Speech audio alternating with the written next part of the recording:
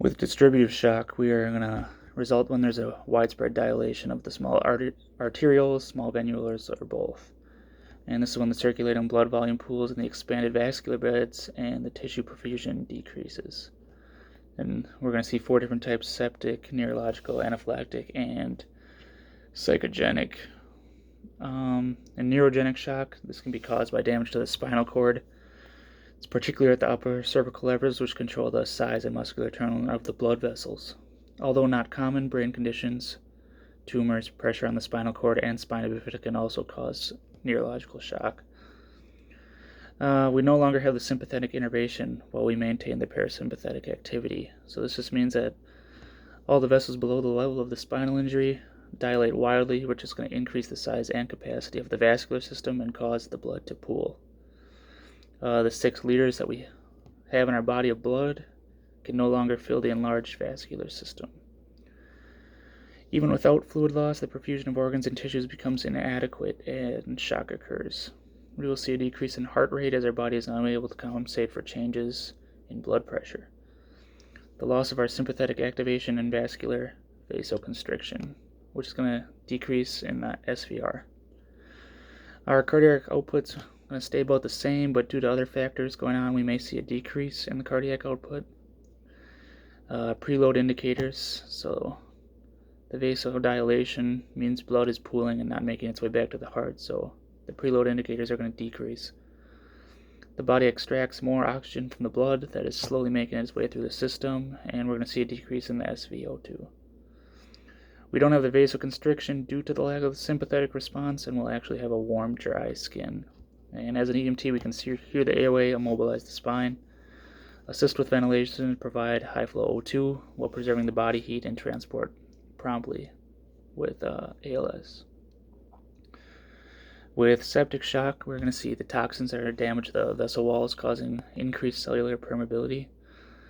The vessel walls are going to leak, and they're unable to contract, while widespread dilation of the vessels in combination with plasma loss through the injured vessel walls result in shock. So this is a complex problem because there's an insufficient volume of fluid in the container, hypovolemia, and the fluid that has leaked out often collects in the respiratory system, which interferes with the respiration and vasodilation, which leads to a larger than normal vascular bed to contain the smaller than normal volume of intervascular fluid.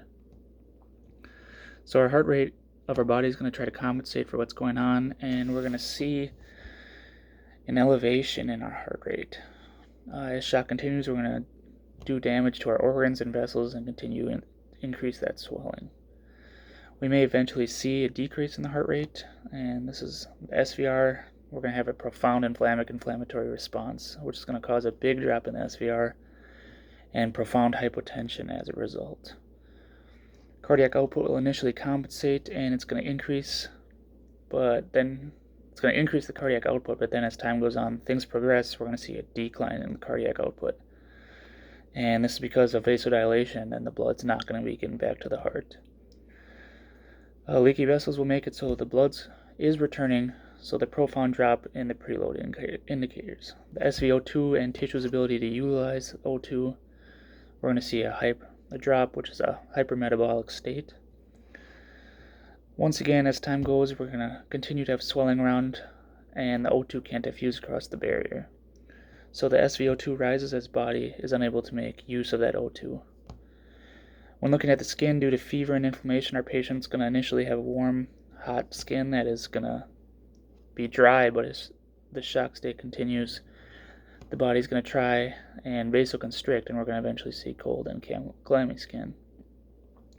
As an EMT, we can transport promptly while administering high-flow oxygen. We can assist with ventilations and keep the patient warm.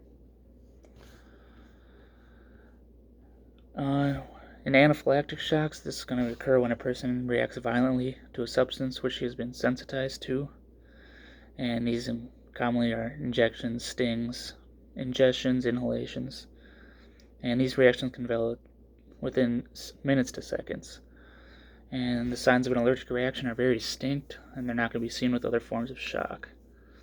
So we begin to see the signs in the skin, the circulatory system, respiratory system, along with cramps, nausea, vomiting, altered mental status, dizziness, and ultimately see cyanosis, weak pulse, a cessation of breathing, and then a fainting or a coma. We see a widespread vascular dilation and anaphylactic shock, increased permeability, and bronchoconstriction. The combination of poor oxygenation and poor perfusion and anaphylactic shock may prove fatal if not treated. So as an EMT, we can manage that airway, assist with ventilations with high flow O2, determine the cause, administer epinephrine, and then transport promptly while considering ALS. And the last one I'm going to talk about is psychogenic shock. And we're going to see this as a type of shock when something produces a temporary generalized vascular dilation. So it's going to either result in fainting or syncope. And fainting is usually temporary and the patient's going to recover soon after. While syncope, usually there's a decreased blood supply to the brain, in which the brain ceases to function normally, and then the patient is going to faint. We see non-threatening causes, which may be received by bad news or the sight of something shocking or disturbing to you, while life-threatening examples could be irregular heartbeat or brain aneurysm. For this, as an EMT, we can determine the duration of the unconsciousness, the position. We're going to position them supine, record the initial vital signs, and take the mental status while we transport promptly.